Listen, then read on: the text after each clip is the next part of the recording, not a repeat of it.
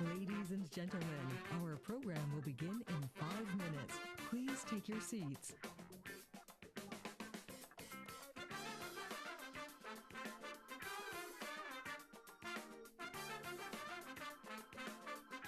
Ladies and gentlemen, our program will begin in 5 minutes. Please take your seats.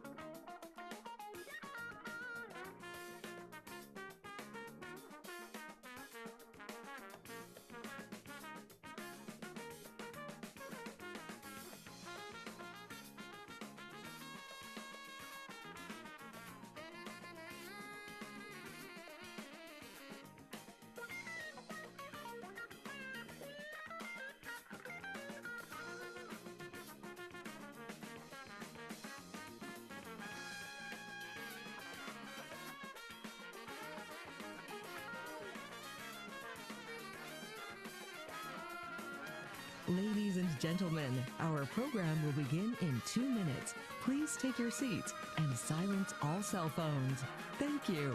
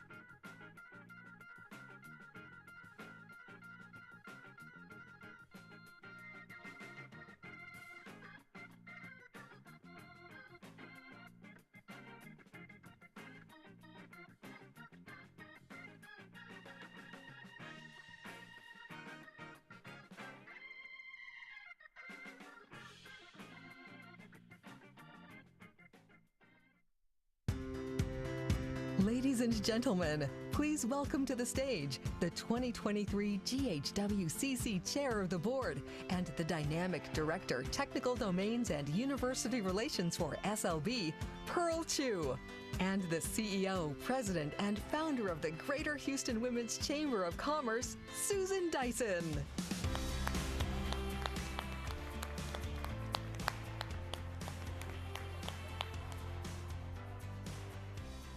Everyone would please take their seats. We're going to get started. We have a full agenda today. Would everybody please take their seats?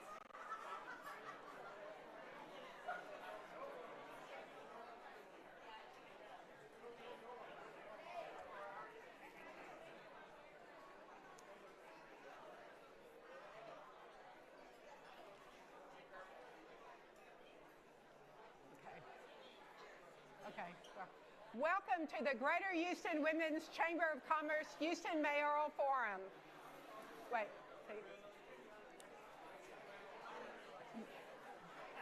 Norlin, could you ask people to sit down, please? Hello, would everybody please have their seats?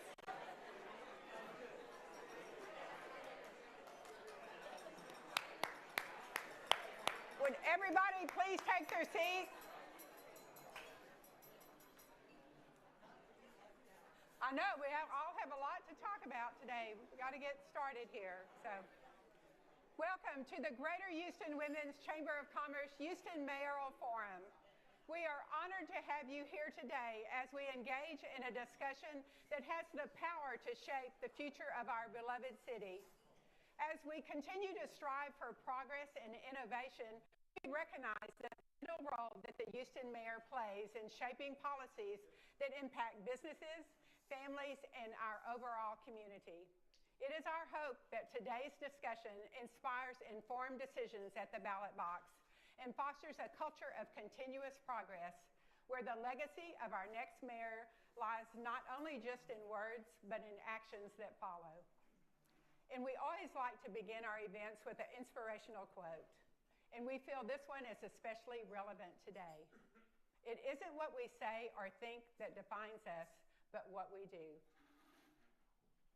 These words encapsulate the essence of leadership. I have the pleasure of leading the chamber with Susan and the board this year.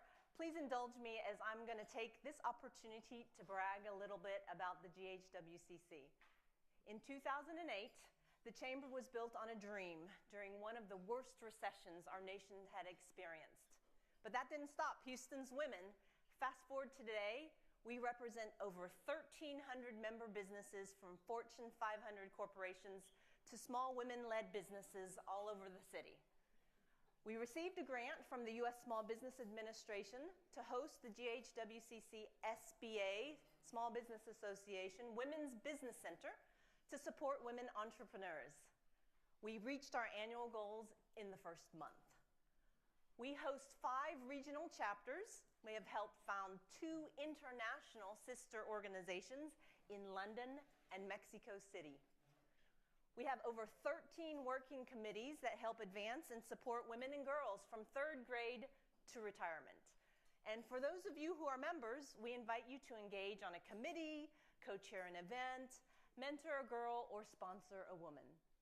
If you are not a member of this powerful organization, we hope today will inspire you to join. We would love to have you come and join our leadership. And now we have the distinct pleasure of welcoming the elected officials who have graciously taken the time to join us today. Their presence is a testament to their commitment to our business community, understanding the needs of entrepreneurs and professionals, and fostering an environment of growth and prosperity.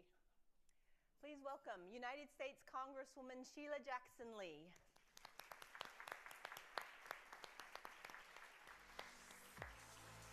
The Dean of the Texas Senate, John Whitmire. Texas State Representative Charles Cunningham. Texas State Representative Anna Hernandez. Texas State Representative Jolanda Jones. Texas State Representative Christina Morales. The former mayor of Houston, Anise Parker. Representing the office of the Houston Mayor, Mary Benton. Houston City Council member Carolyn Evans Shabazz. Houston City Council member Robert Gallegos. Houston City Council member Mary Nan Huffman. Houston City Council member Tarsha Jackson. Houston City Council member Abby Kamen. Houston City Council member Edward Pillard. Houston City Council member Julian Ramirez. Houston City Council member David Robinson. And former Houston Council member Jack Christie, who is also running for mayor. And City of Houston Fire Chief Samuel Pena. Houston City Controller Chris Brown. And please help us welcome several other special guests. We have Dr. David Peirce, CMO, City of Houston. Adrian Garcia, Harris County Precinct 2 Commissioner. Kim Ogg, Harris County District Attorney. And representing our arts community, Meg Booth of Performing Arts Houston. We have also Corey Dastur from Houston Grand Opera. Kinga Ferguson, Ars Lyrica. Dean Gladden from Alley Theater. Hillary Hart, Theater Under the Stars. Ray Hunt from the Houston Police Officers Union. Marty Langton, the Houston Professional Firefighters Association. J. Kent Friedman, Harris County Houston Sports Authority. Diana Perez Gomez, Houston Bar Association. And the Superintendent of Alief ISD, Dr. Anthony Mays. And Elijah Williams, representing the Energy Corridor District. Martina Lemon-Dixon, Humble ISD Board of Trustees. And Anise, we did recognize you, but want you to wave to everyone. We're so happy you're here. Anise Parker, former mayor, thank you. And now that we have the pleasure of introducing several of our past chairs of the board who are with us today. Elizabeth Gonzalez-Brock, CenterPoint Energy. Susan Dre from Reliant Energy, Energy Company. Cindy Garza-Roberts, volunteer extraordinaire. And our 2024 Chair of the Board, Maria Martinez from Murphy Oil. And our amazing 2023 Chair of the Board, Pearl Chu, SLB. And Lisa Holland Nelson Bowman, who is with us in spirit today. Our hearts and prayers are with her and her family. Her husband, Bob, lost his battle with cancer on Friday. Now let's applaud our dynamic board of directors whose names are on the screen. Could you please stand? All the board. All the board members this year. Thank you so much for all you do to make this the most dynamic women's chamber in the country. And a big thank you to our media partner, Fox 26, for live streaming our forum today. Let's give them a big round of applause. They believe in the value of being an informed voter. Thank you again for providing the opportunity for our members who could not be here in person to watch. And a big thank you to our other media partners, the Houston Chronicle and Telemundo, for being here to provide an unbiased review of our candidates' statements. Please help us thank our amazing Governmental Affairs Committee co-chairs with your applause. Rhonda Arnold with Houston Airports and Stephanie Loving with Comcast. And of course, a big thank you to our dedicated forum volunteers who have helped make this forum a great success. Would you please stand as well? Let's show them our appreciation with your applause.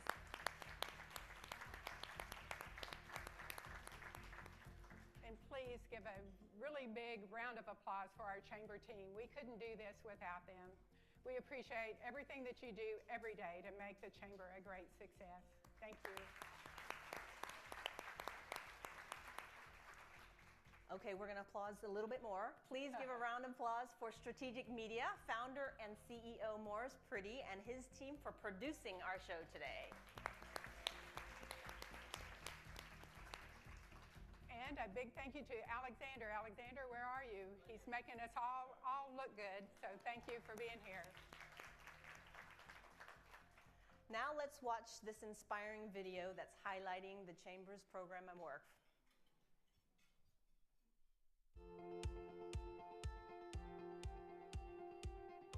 Since 2008, the Greater Houston Women's Chamber of Commerce has worked tirelessly to support our generation of women leaders, opening doors for the next generation. We are the fastest growing women's chamber in America, and we are proud to provide the support and resources women and girls need to succeed in business. Through our leadership, education, and advocacy programs, our members have had the chance to experience real lasting success in their careers and in their personal lives. But we couldn't do any of this without the generous support and contributions of our sponsors and members. It is with your generosity that we are able to provide the tools and resources for women entrepreneurs to start and grow their business. To graduate over 2,500 at-risk third-grade STEAM students, providing the kind of educational opportunities that might otherwise be inaccessible. Encourage corporations to recruit qualified women to serve on their boards via our Women on Board Institute, and provide the resources for our members to succeed in these roles. Provide scholarships, job shadowing, and mentoring opportunities through our Love What You Do program in 6 regional school districts. And this is just a taste of what we have going on. Our members can attend inspiring events to hear internationally known speakers and learn ways to champion diversity, equity, and inclusion in the workplace. With your engagement, you will have opportunities for personal and professional growth, establish valuable business relationships, increase your visibility in the community, and enhance your leadership skills. We strive to improve the trajectory of women all around the world, from Mexico City to London to Madrid. The Greater Houston Women's Chamber of Commerce, influencing change with purpose.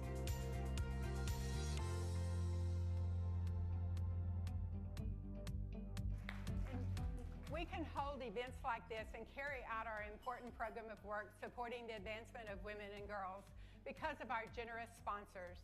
Please help us thank them by using their products and services. We have Abaco International, Beth Wolf Realtors, Centerpoint Energy, Comcast, Olivier Inc., Reliant Energy and NRG Company, Union Pacific, Verizon, and a big thank you to our generous VIP sponsors listed on the screen. And before we break for lunch, we want to remind you of 3 of our upcoming not-to-be-missed premier events.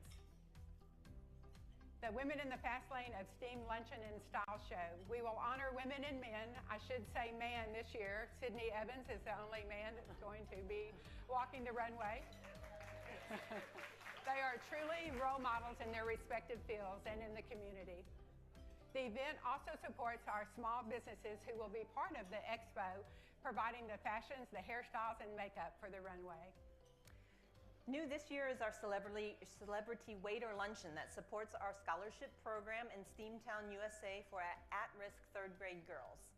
Our celebrities will serve guests lunch while working for tips, competing for the 2023 Celebrity Waiter of the Year. And our Montgomery County North Houston Summit for Women that provides internationally and nationally known speakers that will empower attendees and honors 15 trailblazers who are opening doors for the next generation of women leaders. Please enjoy your lunch and engage in conversation with the guests at your table, and we will begin the forum in just a few minutes. Thank you.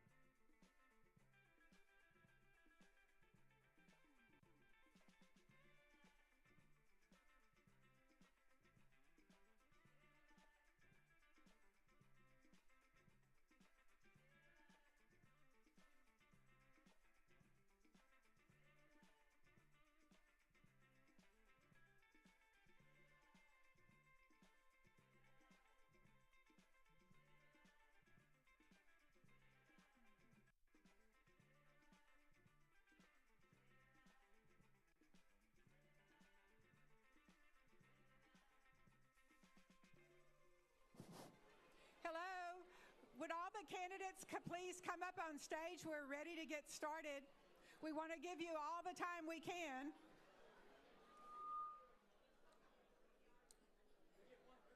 Okay. Could we get a group photo of y'all first before? Oh, yeah, that's why I can use the handle there. Just we'll stand right here.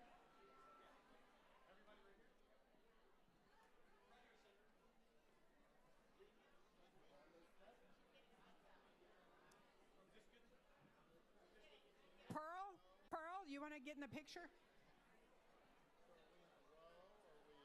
Oh, watch me fall. Don't do that. No, let's get that down. Don't do Bring that. a row. Come down. We're waiting for one, sir. Watch me fall. Here she is. So where are we? Lined up in a row? Yes, in Two a row. rows? In a row. Picture. There you go. Turn the PowerPoint off. Turn the PowerPoint off.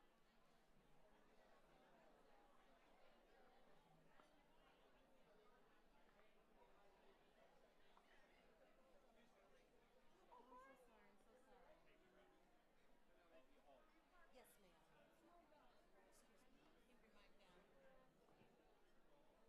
Excuse me.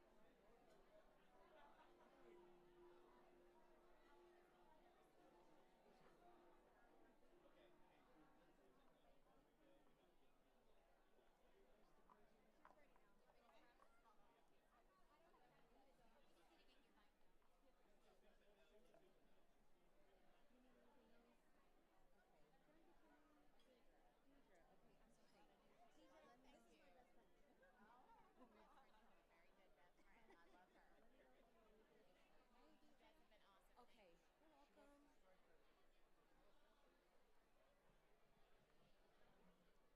The teleprompters will take off the stage.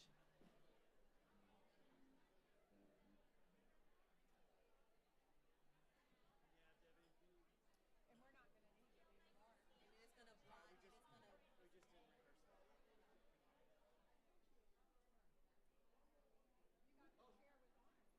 We just didn't rehearse that. You got the chair with on. Can we just take the... Let me lower as far as the phone.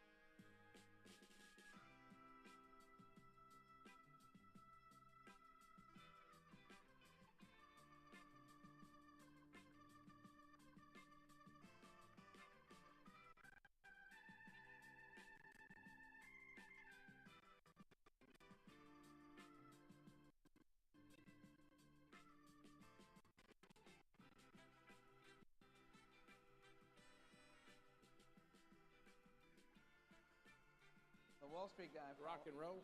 Check. We're on. Can y'all hear me? All right. Can they hear me? Okay.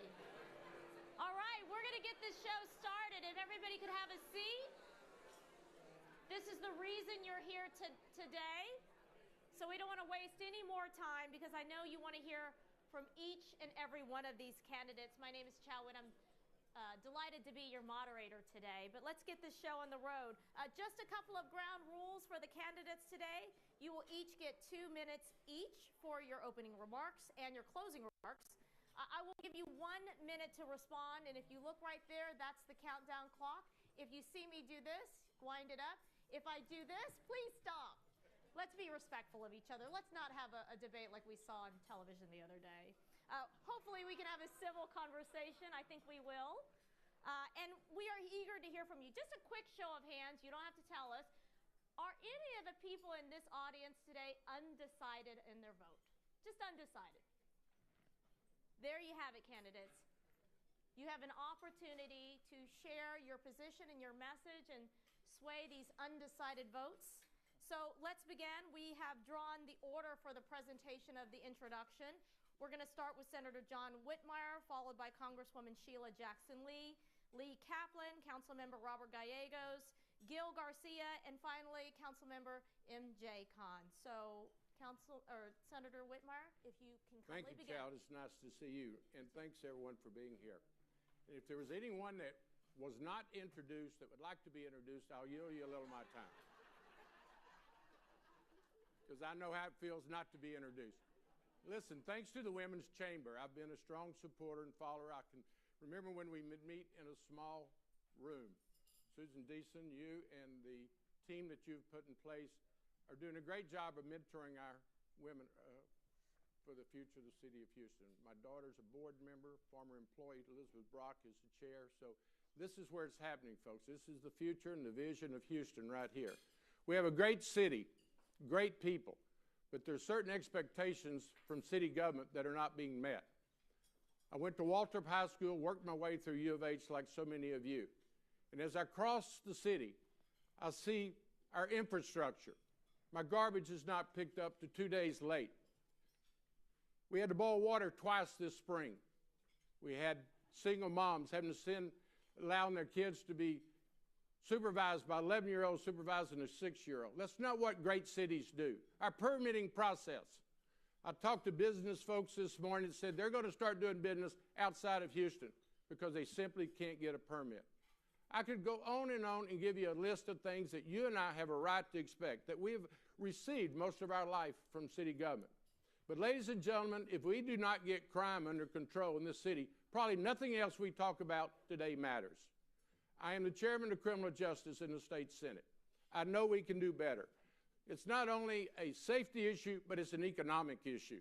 The Galleria property values are going down because of the image that the Galleria is currently experiencing. We must do better. I'm ready to go to work if you'll give me that opportunity. Thank you, Senator Whitmire. Now we'll hear from Congresswoman Jackson Lee. I'm so very proud of the Women's Chamber. I'm so very proud to have an organization that is involving with advancing and empowering women. That has been my life. I was in the first class of women at Yale, and I haven't looked back yet. When I see mayors like Anise Parker and Kathy Whitmire, I'm inspired because I know what we can do together. Over the last 3 years, only 30% of the contracts in the city dealing with contracting went to women. There is a commission on women. I will ensure, as I did in the United States Congress, that we will have a vigorous MWBE program, but in particular on procurement. Women should be developers, contractors, architects, lawyers. They should be in renewable energy. And I see the way forward as a futuristic mayor to be able to address those questions. You need to be empowered. Yes, public safety. As the chair and ranking member for almost 30 years of the Crime Subcommittee, I've worked with federal and local law enforcement and brought dollars here to be able to address it. But education is important, and an organization like the Chamber can be amplified to help in education. A mayor doesn't control education, but we can pour into our schools and make them the very best. Education, climate change, the renewables, permitting, We want developers, small and large, to be building in Houston, and they will do it under my watch. How will I do it? Gather everyone together in a room, use data and analysis, empower the workers, and begin to expedite those permits and build, build, build.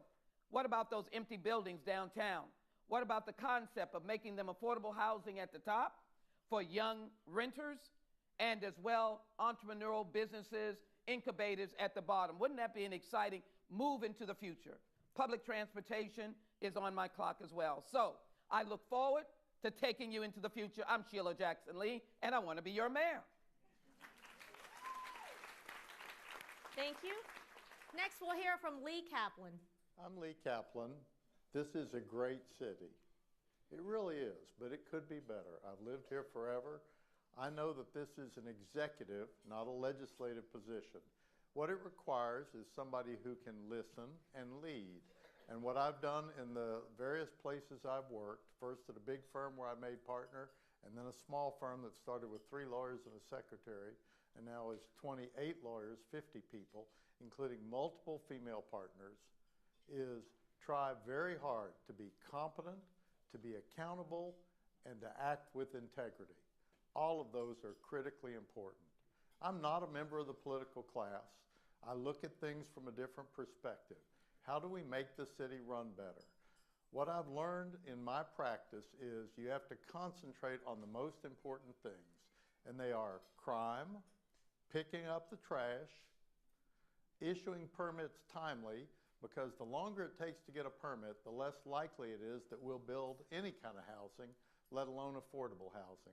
And finally, drainage and congestion, i.e. infrastructure. If we do those things, if we address them, people will feel better about living here, and we will attract more people and more taxpayers, as opposed to tax incentives to corporations for unverifiable promises of more jobs and more employees.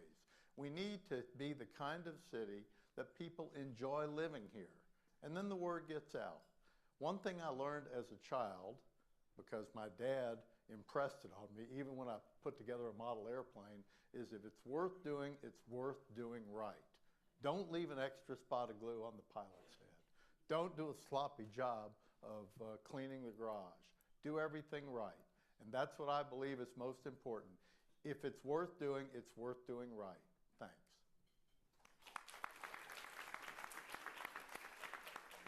Next, we have City Council Member Robert Gallegos. Thank you. First of all, thank you to the Greater Houston Women's Chamber of Commerce for hosting this event today. I'm Councilmember Robert Gallegos, and the reason why I am running for mayor, my parents arrived as immigrants back in the 1920s as young teenagers with their families escaping the Mexican Revolution. They met and settled in the East End. They raised 7 children. I'm the youngest of 7. I was born, raised, and still live in the East End. It was my opportunity to give back to my community, so therefore I ran 10 years ago as a city council member. I do represent District I, which covers downtown, Edo, most of the East End, the Hobby Airport area, along the Port of Houston, and some of Northeast Houston. I'm proud of what we've been able to accomplish on City Council these past 10 years with a beautiful botanic garden in District I, refurbished Gus Wortham Golf Course, and it didn't cost the city $1. It was public-private partnerships that we worked out, and we're proud to have those 2 entities in District I. As a council member, I've been serving for the last 10 years. I've worked with 2 mayors, Mayor Parker and Mayor Turner. I'm also the chair of Quality of Life, vice chair of Economic Development, and former chair of Regulation and Neighborhood Affairs. So if you can tell, my passion is the neighborhoods, improving our communities. As the next mayor for the city of Houston, I will be focusing on putting more police officers on our city streets. Infrastructure improvement. It was just noted that we've lost 30 billion gallons of water this past year in the city of Houston because of our infrastructure. I also want to right-size solid waste. Just recently, we approved a budget for $103 million from $96 million last year. But they need to be at $130 million. I know that many residents are upset when their trash doesn't get picked up on time. So again, I'm Robert Gallegos. Vote robertgallegos.com. Next up, Gil Garcia. Gil, Okay. we're asking everybody to sit down. Oh, It's shucks. okay. That's going to be very hard for me, but I'll do my best. I know. I have to cover the ground. I got it. Sorry, team.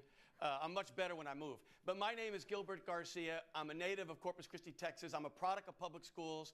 My first big break was I went to Yale University, which really changed my life. My second big break is I worked on Wall Street at Salomon Brothers, and that really opened me up to the career that I'm in now. After about 5 years on Wall Street, I returned to Texas here at Houston in 1990. I've been involved with my kids primarily because my father really wasn't there for us. He worked very hard. And so I have coached 40 seasons of youth soccer. I have been the voice of GHCA track and field. I've been the voice at all the track meets for all the Catholic track and field events. I've been both the cult. I have been involved with numerous charities, whether it's the Children's Museum, whether it's Race for the Cure, you name it, I've probably done it. If you look at my qualifications, well, I have been an investment person my entire life. I've served on 2 public pension boards, one in the city of Houston, one in the city of Dallas. I was chairman of Metro, of course, under Anise Parker. Thank you, Anise Parker, for the opportunity of a lifetime. When we arrived, things were very challenging. And what did we do? We didn't, panic. We rolled up our sleeves. We settled all the lawsuits. We cleaned up all the challenges. We got the full funding grant agreement. Thank you, Congresswoman Lee. We built rail from then on time and under budget. We brought transparency to the agency. We paid down all of our debt. We redid the bus system for the first time in 100 years, and we built the light rail on time and under budget. I am the CEO of a money management firm. When I arrived, we were $200 million. We're now $21 billion. We're the premier bond firm in the state of Texas, and we are proof positive. 75% of our team are women. 70% are black and Hispanic. So we are the real deal. We are roughly 90% owned by women and people of color, and I have a lot more to say at my closing, but I want to shake up City Hall. Thank you. All right, let's get right to it. These are vetted questions. These are the questions from the members of the GHWCC. Oh, I'm so sorry. Not saving the, I got too excited. That's MJ okay. has 2 minutes too. Pardon me. You're not the only one. The special interest is ignoring me also. My name is MJ Khan, and I'm your candidate for the mayor. And I appreciate Greater Houston Women's Chamber of Commerce. We applauded you, all of you in the path. But I also want to appreciate and recognize the people who are working behind the scenes. All these people who prepared these food, these waiters who are serving, you are as important to me as anybody you're serving today. I know the struggles you go through because I was there. When I came to this country, I had nothing, but I played by the rules, work hard, and if I can be the mayor of Houston, you can be the mayor of Houston, and your children can be the president of the United States. Don't ever forget that. Don't let a special interest do things to push you down. Be proud of what you are. I have MBA degree from Rice. I'm a businessman like you all, and I served the city council. I ran large corporations, and I ran nonprofit corporations, so I bring the whole package. My package is different from legislative experience. I don't have legislative experience, but that's not what you need. You all hire people every day as business people, right? You hire people based on qualifications, not who is the favorite of special interest and pay-to-play contractors who are sucking your dollars like leeches, or who can chase the camera and make the longest speeches. You need to make sure that you decide based on qualification, and if you do that, you will know that MJ Khan is the best candidate for the mayor. This city is going in the wrong direction. I will turn this city around 180 degrees. We will do away with all the cronyism going on, all the problems you're facing, wastage of tax dollars. All that needs to be done if you have a businessman running the city rather than people who are favorite of special interests. Thank you. And thank you, Councilmember MJ Khan, as an immigrant to immigrant. My apologies. Okay, take 2. So these are questions from and by our GHWCC members, vetted. So this is going to be a random ask, and we'll just make sure that the answers, that each of you get an answer that's equitable. So you may not answer every question, but here we go. Economic development, some of you spoke about this in your opening speech. Texas continues to be recognized as the best state for women entrepreneurs. We have the highest number of women-owned businesses in the country at a whopping 1.4 million, but we're still lagging in the percentage of procurement opportunities and access to capital. So we know, I think Congresswoman Sheila Jackson Lee pointed it out, that only 30% of city contracting awards have been issued over the last 3 years. So I ask you, panel, what do you plan to do to increase the number of awards to women-owned businesses? This is the audience we're talking to, both at the prime and subcontracting levels. I'm going to start with Congresswoman Sheila Jackson Lee, since she brought it up. Well, thank you so very much. First of all, I would start with organizations like the Chamber, who are experts in outreach and identifying women who are both qualified, competent, and ready. There is a Women's Commission. Thank you, Councilmember Kamen. I would look forward to ensuring that that commission had a special, particular focus on the procurement. Then, of course, the mayor is the one who appoints the directors of each of the departments. I look forward to assessing those departments and making them both transparent and working at the top of their game. They will be proficient and efficient, and in doing so, they will outreach to the vast diversity of this city. This is a city of diversity, equity, and equality. The mayor's office will ensure that that is a very special part of their work. In addition, I will have someone in my cabinet, we call it that in Washington, that will focus on women's issues. It is not only the women of this room, but it's women all over the city. They will have a voice. Thank you. Councilmember Gallegos, as a sitting member of City Council, you heard that we do have a Women's Commission. I'm humbly serving as a member of the Women's Commission, so I'm very I am very knowledgeable of the issues. But if you are elected mayor, what issues do you feel need to be prioritized from the Women's Commission as mayor? As the next mayor, what I will do is work with our Office of Business Opportunities to make sure that the contractors as well as the prime, that they are open and they're equitable for minorities as well as women. The last 10 years on City Council, that has been an issue there at the Horseshoe in regards to that it doesn't seem like there's a fair playing field. So therefore, as the next mayor, that is something I will be working with the Office of Business Opportunities to make sure that it is a fair playing field for more minority contractors where they can actually become prime in our contracts in the city of Houston and, of course, for the women as well. All right. Gil, do you want to respond? If I could. Our firm is a certified MWBE firm, so I understand exactly what the frustration is. I think you have to set a very strong tone at the top. And for me, it would begin by looking at the entire city procurement process. Because if you look at the most recent airport procurement, there's something wrong when it's done 4 times.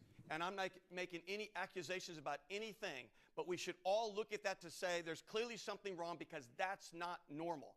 And that's what I would do. I'd set a very strong tone at the top, and I'd review the entire procurement process. Senator Whitmire? Obviously, it starts at the top. You make it a priority. As a father of 2 daughters, I understand the challenges that they have had in their life. We would work with the Chamber. We would reach out to our community, make certain that it's very inclusive and diverse. But you just have to run the city like you would a business. You have to be a no-nonsense, experienced mayor that just says we're going to get it done. I applaud the commission, but ladies and gentlemen, that's an issue that, quite frankly, does not need to be studied a lot. We know what the empirical data looks like. Time. We need to bring everyone together. Time. Okay, what specific strategies do you propose to address this lengthy permitting process? Reduce wait times, we've talked about it. Improve communications. Responsiveness from the permitting office for both commercial and residential construction projects. I address Lee at this point. How will you ensure that the Houston's growth is not stifled by the bureaucracies, those hurdles, while still maintaining those necessary regulations for safe and sustainable development? As part of investigating whether to run, I did a deep dive into the city. Has anybody ever figured out who the head of permitting is in Houston? I looked. You can't find it on the website. I had to ask my treasurer, Gilbert Herrera, who works with the city some. He found an old PowerPoint that has a name. That person may or may not be the head of permitting. I've talked to nonprofits who definitely need permits for affordable housing, And the head of Agape told me they got contradictory information just to build their 1,800 square foot headquarters about the electrical. So they ripped it out after the first inspector said no. They put it back in, and the second inspector said, no, you did it wrong. They cited the first inspector. He said, too bad, I still won't approve it. That kind of stuff requires labor-intensive work by a mayor who makes it clear that this is something that has to happen. I've literally had contractors say they hate dealing with the county, but they won't deal with the city, and that's why. Councilmember Khan, do you have a response to permitting issues? Look, I told you city is in the wrong direction. One of the reasons city is going in the wrong direction is because of this bloated bureaucracy, okay, a special interest influence, and the mismanagement of the city government. City permitting department is a classic example of why city is not working for you. What Lee Kaplan just mentioned, I have people telling me, look, the state of Texas is attracting a lot of people from all over the country. Time. Why they are not coming to Houston? Because Houston is not business friendly. Time. Congresswoman Jackson Lee. I'd like to answer the permitting question. Please. I have spent my time visiting with developers, contractors, engineers, and I have taken a very direct approach. It is interesting that we all can use language when I become mayor. We will meet with the architects, the developers, the engineers, and others. We will put that system under a database system. I will not tolerate a 6-month wait. By the time I get through, we'll be building. We'll be assured that people will be welcomed in the city because they will have an expedited, efficient, and proficient, well-led permitting department. It's not rocket science. You just have to be optimistic about the people in this city. I'm optimistic about those employees. What we need to do is be able to lead them, and I will be a mayor that leads and get the job done. You'll have a good permitting department. Okay, Gil is chomping at the bit to respond. First of all, 6 months is fast, Congresswoman. It's almost a year to get a permit. I think there needs to be a whole sea change on the way you view permitting, and that's what I would do as mayor. Permitting needs to be thought of as a revenue generator in the city. That needs to be an area that's viewed as how can, number one, we get development on the tax roll so we can get more revenue, and number two, how do we get more affordable housing? So there needs to be a whole, just a new change in thought from the top down. I know we want to move on to the questions because we're getting short on time. I want to talk about flooding, and everybody will get a fair chance. I'm going to send this to Senator Whitmire on flooding. Specific measures do you propose to mitigate the impact of ongoing flooding? We've all been affected. How do you plan as mayor to address the issue of aging infrastructure that contributes to Houston's susceptibility to floods? You're not going to solve a problem in government unless you admit you have a problem. The East Side Water Plant, everyone at City Hall knows it's very fragile. Getting to drainage, we probably hadn't had a meaningful drainage program since Bob Lanier. Probably a third of our drainage system in your neighborhood is cluttered with litter and clippings. So we have to, one, make that a priority. We definitely need to restore our relationship with Austin. Our relationship between the city of Houston and our county and Austin is completely broken. We need to reach out, ask for state resources, the Land Commission office. Ladies and gentlemen, together, working across the aisle, we can get things done for Houston. We're losing out on millions of dollars that we could address with flood control. We need to look at the reservoirs on the west side and make sure never again that Houstonians wake up at 2 in the morning because the water's being released. You have to make flooding. The Mayoral area, I could go across Houston. The lack of maintenance is one of our major concerns. Councilmember Gallegos, your response to flooding? Yes, as next mayor, what I will do is continue our SWAT program, the Stormwater Management Team program, which has been very successful. In regards to this year, the mayor approved another $1 million for the 11 district council members.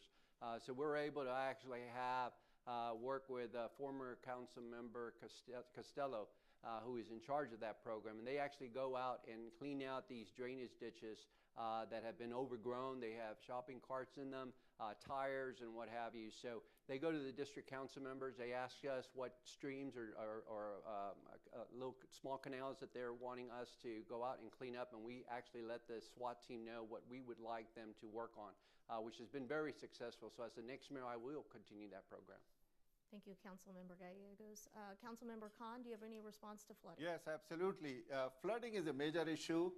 Street infrastructure is crumbling, as you all know that. My plan is right now in our dedicated drainage and street repair fund, we are spending about $220 million a year. We will never catch up.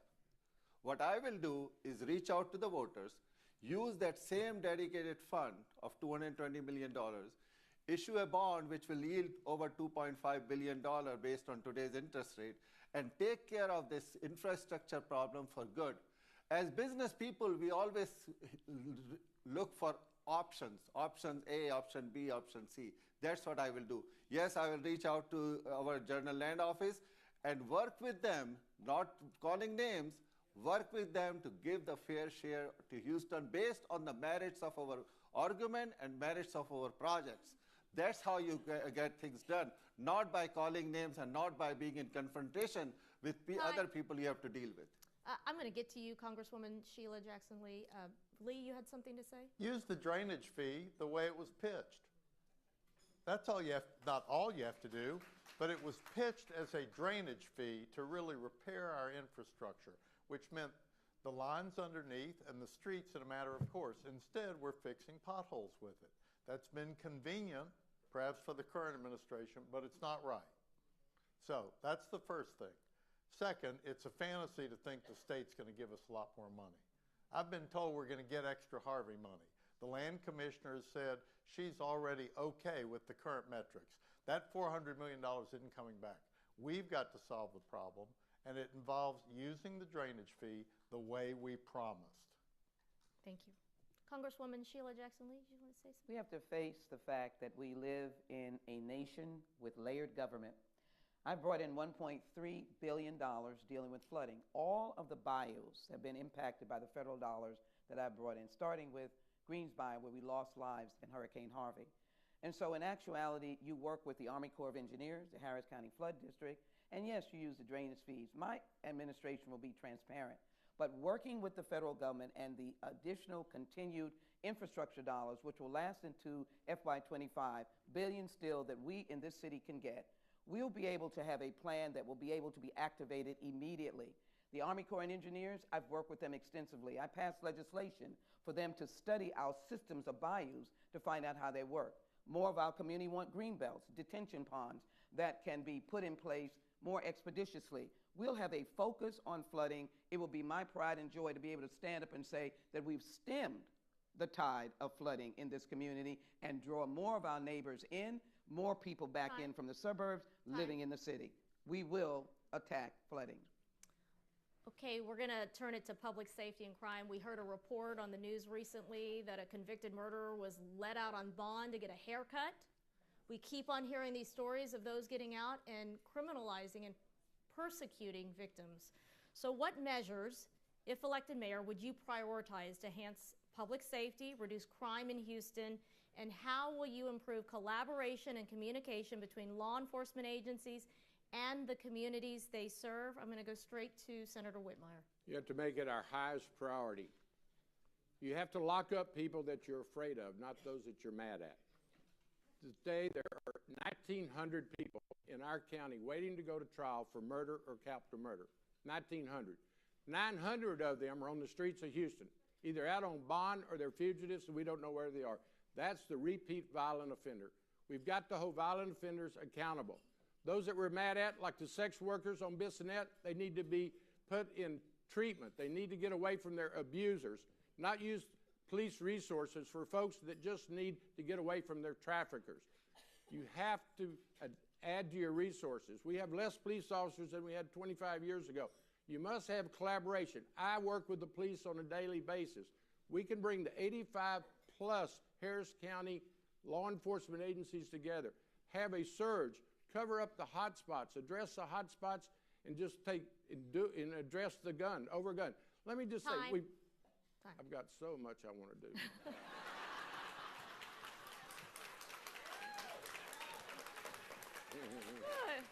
Gil, I'm going to turn it to you. I know you have a lot to say about this. Senator, I know how you feel because I want to stand, but I'm containing myself, so I understand. Well, a couple of things. First, I have my pledge for Houston. I'm the only one that's really put it out there. It's all out there. I put it up in March. Some of the things my colleagues are saying, I'm glad that they've read my pledge. Well, I appreciate it. But continuing, as it relates to the policing, if you look at the firefighter model, what's the fastest way to get to a fire? They have fire stations dispersed throughout the community. I would bring back more community policing. I think that's the fastest way to get to crime. I also would look to focus at better lighting, because in the high crime areas, there's typically bad and poor lighting. And I also would look to add more civilian workers to take over some of the civilian jobs so our law enforcement can do more law enforcement jobs. If you look at my pledge at GarciaForHouston.com, you'll see spend the drainage money on drainage. And again, I'd get on a plane to Austin immediately. All right, thank you. Senator, Councilmember Gallegos, so many elected leaders here. Yes, thank you. As a council member for the last 10 years, I was able to have a law enforcement summit in downtown Houston that I represent. We had Metro, we had HPD, we had the Sheriff's Department, we had the Constable Rosen's office, and we were trying to figure out how to do better in regards to be smarter, in regards to our limited resources. Of course, I was a district council member, but as the next mayor, I will make sure that we follow through and we get that taken care of. I know that City Council, we ended up voting on a processing center. It was a partnership between the county and the city of Houston. So that way when the inmates are processed and what have you. So we need to be smarter with the limited resources we have within our city and the county. So that way we can make sure that we do provide the services that are needed for all residents in the city of Houston. We have 5,400 officers in the city of Houston, and that's divided amongst 3 shifts. So of course we need more officers on the street, and as the next mayor, that's what I will be working on. Councilmember N.J. Khan? Well, first, number 1, I will have a police chief who is tough on crime. I will add 500 more police officers just in first year, adding the budget by $100 million without raising your taxes, like some other candidates are asking to lift the revenue cap for public safety. I don't believe that citizens of Houston are ready to give a single dime more in taxes. So I will not raise your taxes. Number 3, I will make sure that our crime lab works well, because why there are 2 crime labs, I don't understand. So there is a problem with our crime lab. I will ask the police chief to enforce all the traffic laws so our streets are safe. And more importantly, I will not call daddies in Austin to send DPS to Houston. We are can-do city, we are Houstonian. We can take care of our problems ourselves. We need to respect our police officers to do their job. And yes, there is also a problem where these judges are letting these criminals out and they are shooting our sheriff deputy. So we need to call on these judges why they are not doing the job they are supposed to do. We are going to work with the DA's office to make sure that all the criminals are prosecuted. Lee, would you like to respond? Yeah, we have half as many police officers per capita as Chicago and New York. We are not twice as law-abiding. We're just not. So, second, most of the things people are talking about are county issues. The county pays the judges. The DA is a county employee. The bail issue is a county issue because we have an inadequate jail. The judges don't want to jail a lot of people because they know it costs more money to send people overseas. Or, I'm not overseas, other states, although I guess to some of us that's similar. The truth is that we need more officers. And there was a recommendation in a study our current mayor commissioned in 77, 78 that recommended civilianizing more of the police force so we could free up more officers to be on the street. There's other recommendations that we have a single HR department, not 22 HR departments in the city, so that if somebody could do one job in the police department and had, by the way, applied for some other job in another department, they could move there. Finally, I'm going to give the floor to Congresswoman Lee. I'm going to give everybody a chance to respond to this issue. Well, first of all, we need to work with our police. And I want to thank them and applaud them for the work that they're doing. This is a tough job. It is an epidemic of crime across America. It really is. So I work with Chief Fenner. I work with our police department. I will work directly to expand our cadet classes. But I'll also speak to the issues they've spoken to me about. Domestic violence calls are some of the most dangerous calls that these police officers have to contend with. We will have a focus on domestic violence. We'll work with the Houston Area Women's Center. We'll have more trained officers. In addition, we'll have a special area and provision to deal with the victims of crime. We want to lower those victims' numbers, but we want to make sure that they have someone to guide them through. Violent criminals off the street. Yes, I'm going to say the utilization of federal dollars because they are available from the Department of Justice against gun trafficking, against gun violence, violence intervention. I know best how to use the government and the state. We will work with all of those and work with the sheriff, constables, the FBI and federal agencies, as we did to catch the criminal who shot Deputy Anderson. We can utilize a collective number of police and make it work. Finally, we want to talk on the issue of the pension. The firefighters union and the city administration have been at odds for years over overpay, pensions, and other major issues. As mayor, what will you do to improve the working relationship with our first responders while recognizing the serious financial situation our city faces? Gil, I'll start with you. Sure. First, I have served on the pension board. You know, we can't look backwards, but I would not have, well, I think that the so-called reform was not much reform at all. I would have never touched the firefighters' pension fund because it happens to be the one that's best funded, and it happens to be the one that with the best governance and the most transparency. So where we are today, though, is where we are. My view is I would immediately go into arbitration with the firefighters because as mayor, my job would be to implement the will of the voters, period. I'm not here to question the voters. I'm not here to be a dictator of the voters, but to really implement the will of the voters. And I really appreciate the senator putting forward the bill and making it law to do such. And I would do that immediately. Okay. Councilmember Gallegos. For the last 10 years, when it would come up to council in regards to pay raises for our employees, I have always voted yes. I know that just recently, within this past year, there have been 3 pay raises for the fire department, for the police department, and our municipal employees. They are doing an outstanding job, all 3 divisions of our city, in regards to representing and working for all Houstonians. So as the next mayor, my office will always be open for the fire department union, for the police department union, as well as our municipal union, to come in to air out any grievances that they may have, to see if we can take care of them before it goes into arbitration. All right, thank you. Senator Whitmire? Public safety definitely includes our fire department. I've been their voice in Austin my entire career. I'm proud that the 3 work organizations, HOPE, the municipal employees, fire and police, actually were individuals, Houstonians, that asked me to come back and work closer to the issue.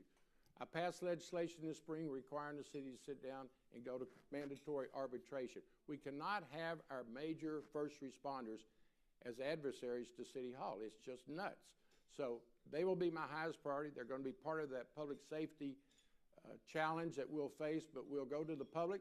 We need to be very transparent. Let the public know the shortage of firemen in law enforcement. I know Houstonians will respond, and I'll be the main person being very transparent about what the circumstances are that we're facing today. Okay. Congresswoman Lee? Well, first of all, let me again thank all of our public servants and our firefighters, our EMS. They are really an anchor for this community. And thank Chief Pena for his leadership as well. I've worked with firefighters throughout my career. I'm a member of the Fire Caucus in the United States Congress, but I work with them as a member of the Houston City Council under under Kathy Whitmire and Bob Lanier. And so I will as well be transparent on the arbitration. You should understand that we have a budget that goes until 2024 that's already done, but we have more of a fund balance than we've ever had. And so in the 2025 budget, we'll have the opportunity to be responsive to whatever the citizens want us to do, and we will respond to firefighters, police, and city workers. And then in 2026, we will have a tough look at how we make this a livable budget, a budget for the people, but we'll be able to do our job between 2024 as mayor and 2025. I plan on making sure that our employees know that they are applauded, affirmed, and we work together to do the job. Councilmember Khan? Well, as businessmen and women, we negotiate on a daily basis with a lot of people, with our clients, with our adversaries also. First of all, you have to negotiate in good faith. The problem with this administration ever had that firefighters never believe that they are dealing in good faith. So that's number 1 problem. Second thing what I will do is I will sit down with them and let the merits of the facts and figure do the convincing. Another thing is, I think we have to look at why do we all have our fire and pension plan for firefighter and municipal employee on a defined benefit basis. We should explore the defined contribution basis. In our private sector, we all have defined contribution pension plan. I think that's what, at least for the new employees we are hiring, we should go into that direction. So over the years, this problem is not a problem like it is today. And Lee, I'm going to give you the final word on this. Well, as a trial lawyer, I've learned you can holler at people all day long, but you still can't hang up on them. Some of my biggest supporters are lawyers who I've been most adverse to because they knew I was going to talk to them. I think the current administration can be faulted for not talking with the firefighters, and so the legislature took over. Now, arbitrations get settled in advance too, and as prickly as I hear Marty is, and I know he's out there, I would still talk with him. You don't get anywhere by just crossing your arms and saying you won't talk to people. It doesn't get you anywhere. If we have to go to an arbitration, we will. If it busts a hole in the budget, well, that's what we've signed up for. But I think the most important thing is to talk to people and see if you can give them an idea of your concerns and be willing to hear their concerns. That's point number one. Number two is that prior mayors worked hard with various unions Lee, and time's came to up. agreements. Can I say something about pension fund? Gil, 30 seconds. Real quick. The next mayor is going to have to deal with the municipal pension fund. There's just no doubt in my mind. And it's the one that has the least funded status. Many of those assets are not marked to market because there are alternatives. And it's also got some of the worst or poorest governance and transparency. And so that's the one I think that's going to be on the front end of no matter who's mayor. All right, thank you. We want to give a round of applause to the candidates. They'll have 2 minutes for their opening or their closing remarks. All right, we're going to go back to the order for closing remarks. We're going to start with MJ Khan. Well, thank you. Look, we all have to make a choice, and this choice will be a critical choice for coming years. We have to base on the qualifications. You know, if somebody has played checkers or chess all their lives and you put them as a quarterback of Houston Texans, not only they will fail, the team will fail. So that's the choice you have to make. You have to pick people based on what their experience is, whether they have run businesses instead of talking about businesses, whether they have worked with the other groups, whether they have led and shows the qualification for the job. One of the proudest moments I will tell you, when I was the president of the Islamic Society of Greater Houston, I had the first time ever a woman start serving on the board. That was a tough glass ceiling to crack, but we did it. Why? Because I believe that everybody should have the same opportunities like anybody else. My history is to treat people with respect and make sure that the city of Houston respond to you and serve you for what our core services are. We need to be laser focused on our core services, get the city moving in the right direction. We don't want to be the Detroit of the South, and that's where we are heading. So if you give me this opportunity, you will know that I will run the city with the highest ethical standards. Two groups of people will suffer the most. The bloated bureaucracy, I will put them on crash diet. No, time. And Time. the special interest. Thank you. Is there 30? No, we gave you extra time. Okay. Gil, sorry, our clock's going. Gil, you're up. Okay, great. Again, my name is Gilbert Garcia, and I want to be your mayor. And the main thing is, I love this city. This city's been good to me. It's been good to my family. And so this is our way to get the skill set and utilize our skill sets and to give back to the city. If you look at the city, the housing director called it a culture of corruption. I don't know if it is or isn't, but at the end of the day, when the authorities go in to investigate the housing department or raid it, when the authorities go into the health department and raid it, at the end of the day, there's something wrong. And you combine it with all the other items, whether it's real or unreal, at the end of the day, we've got to look at it. I want to audit all those departments that the authorities have looked at. I'm not looking to spend a bunch of money auditing. I'd ask the city controller or the inspector general. But at the end of the day, the citizens have to have confidence that if there's something there, it's rooted out and it's over, and that their public dollars are being spent appropriately and wisely. My whole goal, if I were elected mayor, is to make Houston not just a great state city, not just San Antonio or Dallas, but to be really in the same breath as the great cities of the world. Whether it's New York, whether it's London, whether it's Paris, whether it's Madrid, whether it's Tokyo, Houston should be in the same breath as the great cities of the world. And we have the opportunity because we're going to be on the stage with the convention and with the soccer, and that's what I want to do. And I hope those of you who have not decided, please read my pledge. It's on www.garciaforhouston.com. Those who have decided, please read my pledge. You might be surprised. Thank you. I'm Gilbert Garcia. I want to be mayor. Okay, Councilmember Gallegos. Well, first of all, on my closing remarks, let me start off by thanking Mayor Parker. It was a pleasure working with you while you were mayor in the city of Houston, and for my colleagues that are here on city council, it's a pleasure working with you on city council.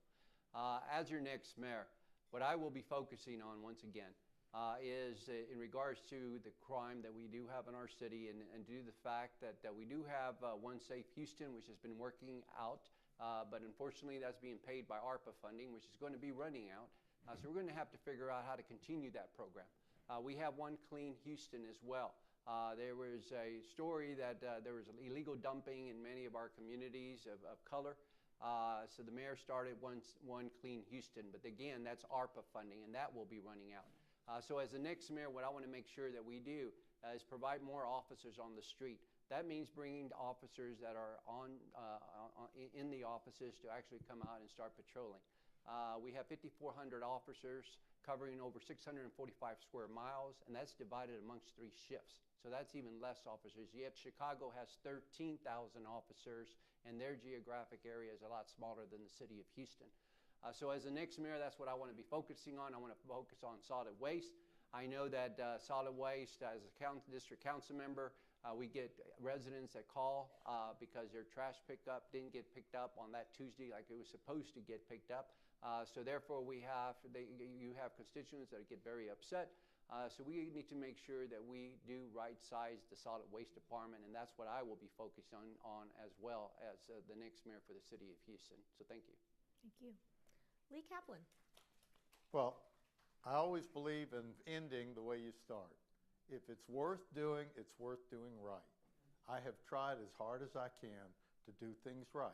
As a student, as an Eagle Scout, as a husband and father, as a lawyer, both at a large firm and a small firm, where you listen to people, you make decisions, you act as a leader. Speeches are cheap. Governing is harder than campaigning. And it takes intellectual curiosity and a strong work ethic to do a good job. I've also learned you have to focus on the most important things, which to me are crime, picking up the trash, doing a good job of permitting so we can have housing and have people in the city, including young people, and finally, drainage and infrastructure.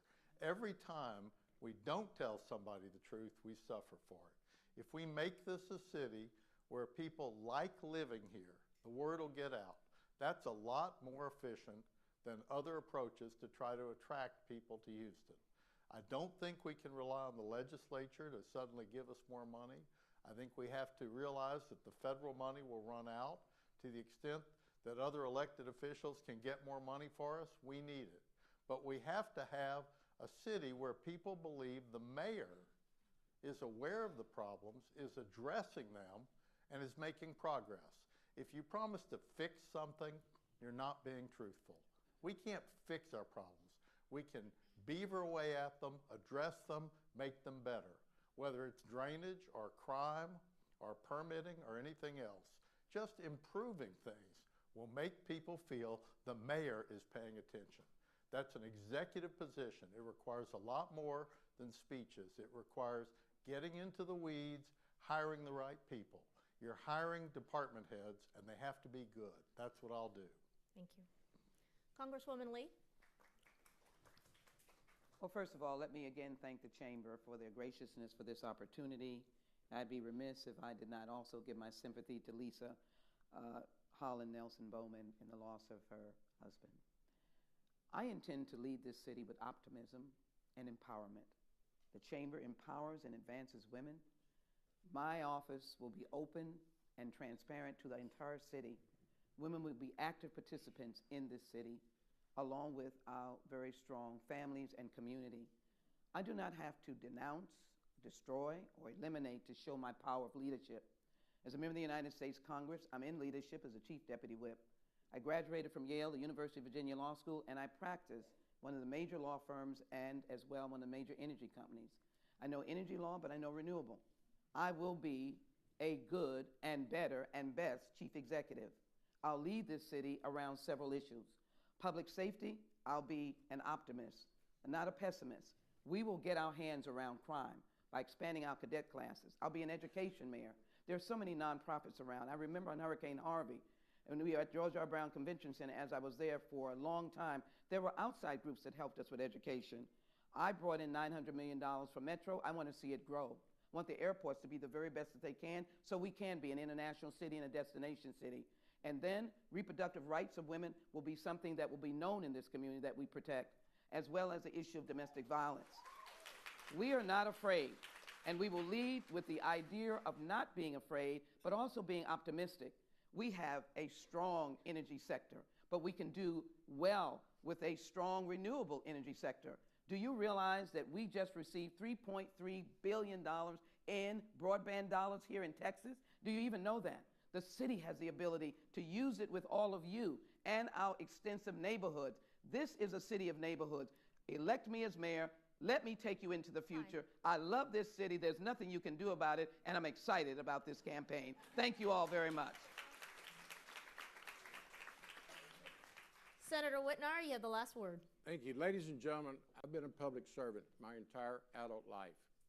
At 22 years of age, when all of my friends were going to the ball games and fraternity events, I was running for office because I wanted to make a difference. 10 years in the House, went to the Senate in '83, 40 years in the Senate, fixing problems. I've worked with 9 mayors. I've seen the best practices.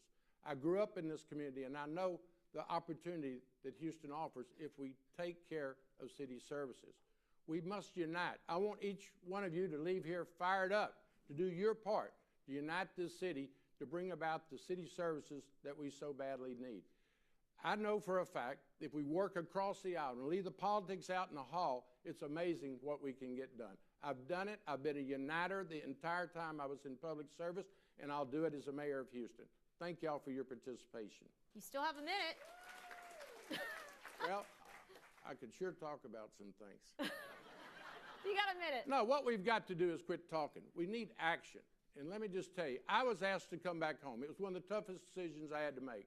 I'm the senior senator. I get things done. I passed the firemen's arbitration bill this spring, created an entertainment district for downtown Houston. 3 miles in every direction from George Brown. We're going to receive the state sales tax. We're going to enlarge George Brown, build another hotel, hire thousands of people. I know how to get things done, and that's what I offer the city of Houston. Thank you so much.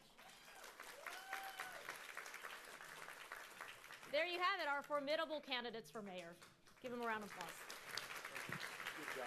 Stay here, stay here. Thank you again. Thank you again. And Chow, let's give Chow Win a round of applause too as well. Thank you. And if we could get one more picture, I think Alexander would like to have one more picture of y'all together.